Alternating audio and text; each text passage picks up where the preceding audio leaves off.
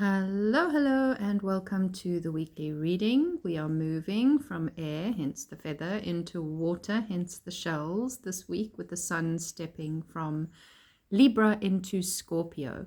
So we'll be leaving Libra season and entering Scorpio season. We already have Mercury in Scorpio this week, and Venus has traveled through Scorpio. So we've already been feeling some scorpionic energies coming through. I've added some spearmint because it felt like the right oil. And this is a beautiful selenite wand and some on guard beadlets, which are going to just boost our energy. Some sea glass, some moonstone, and some aquamarine. So bringing in that sort of shifting energy and supporting our systems with the on guard whilst we shift. So this week we'll see, other than the sun shifting, it'll also see the last quarter moon phase, which means that we are also heading next week into Scorpio new moon. So we still have this week of being in that Libra lunar cycle. And there's been a lot going on in that space because, of course, we're still just at the outside edge of that eclipse season. So we're still within the lunation where that Libra new moon, the cycle we're still processing, was an eclipse. So, and then last week we had that big supermoon in Aries, which personally was pretty intense. I'm sure a lot of you would have felt that. So this is, I can't tell you, I love this reading for us this week. It's really a brilliant consolidating reading, but I think recognizing that shift from the sort of fair, liberal, just attempting at balance and fairness for all Libra energy into the deep dive of Scorpio, expecting, anticipating, and being okay with that being where we're headed is going to help us this week. So remember, this isn't a personalized reading. Pick a card between 1 and 4, and then you will get your slightly more personalized vibe for the week. And let's jump in. All upright, mostly pentacles, and 1 court card, no major arcana. So this, and we end with that queen, and look at how she at the end is looking over the whole set of cards from her throne. I really love that. And we have 2 sixes to start the reading as well. 6 of Wands into 6 of Pentacles, and Wands is fire, and then all the others are Pentacles, which is earth. And it's interesting that we're moving from air to water in terms of the sun moving from Libra into Scorpio, and then the other 2 elements that aren't represented there are being represented here. So I feel like, the 6 of Wands is an amazing card. It's a celebration, victory. You can see she's at the winner's circle. She's got the wreath. She's under the spotlight. You can see the hands there cheering her. So she's really at that point of achievement, crowning glory, working hard for, thunder. Sorry, we're having a bit of stormy weather here. She's worked hard and she's achieved something big. It's a big milestone moment for her. And I just want to remind you how often, including, I think, even last week, the energy of sort of hurry up and wait and just keep, chipping away, do the work. It may not feel like it's showing up, but it's showing up. So this week, I want you to take a moment to kind of acknowledge for yourself where you're having this celebration, especially if you chose card number 1. Because it also is when there is so much crazy and chaos going on around us, sometimes it's hard to remember to take the wins. It's like we just tuck them away and carry on soldiering on with the challenging things. But for me, this is very much saying, stop, pause, appreciate the praise, the limelight, the achievement. Just recognize that this is a hard-won thing that required time, that required effort, okay? And then the 6 of Pentacles is also saying, and you found a level of balance, which is so beautiful coming to the end of Libra season, of giving and receiving, which is exceptionally hard. And another thing that I have been speaking about in Ad Infinitum lately, and even more so, it comes up in the Aries Libra sort of cycles, which we're just coming to a close of, is the recognition of self and other, and me within the we.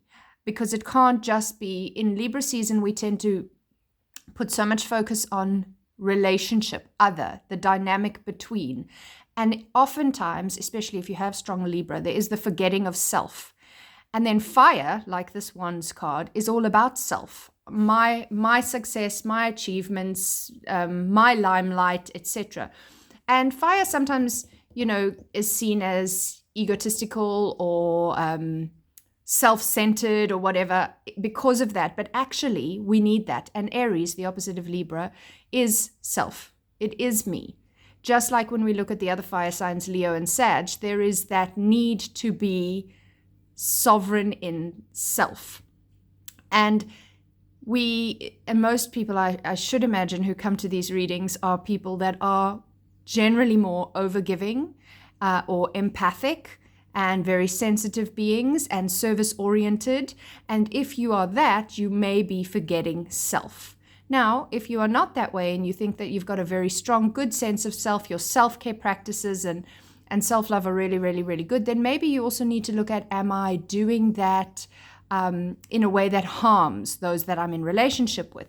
But because we've got the Six of Pentacles, this is saying, hey, this month, over this eclipse season, over focus on this kind of a dynamic, you're doing great, especially if you chose card number 2.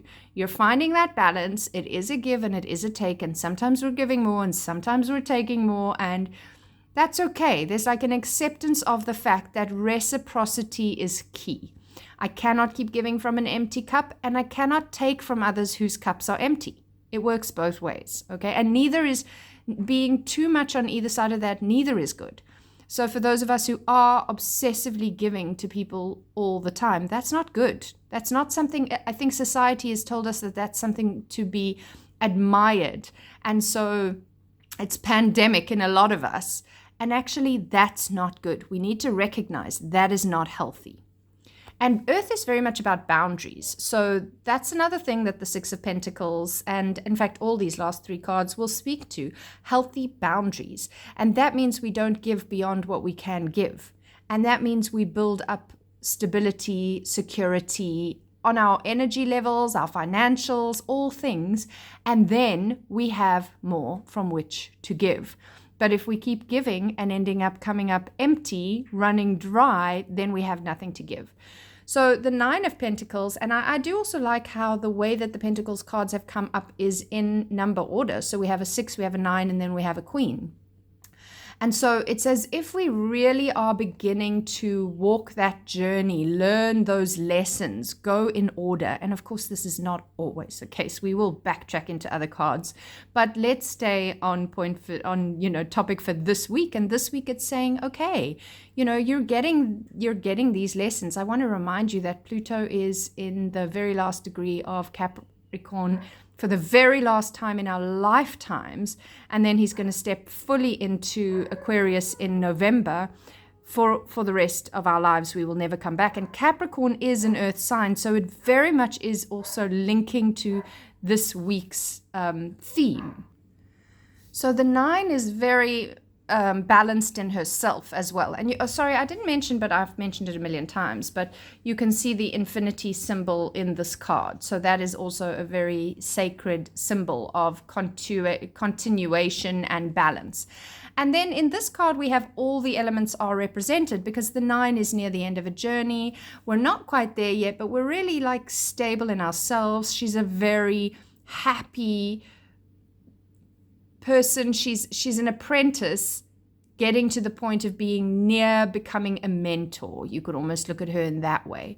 And she's really happy. She's, again, worked hard to achieve something. She's worked hard to get to this point where she can really recognize the magic in the day-to-day, the magic in the mundane. She is really aware of how to alchemize and create because it's Pentacles, in a really concrete way, the things that she needs in her life.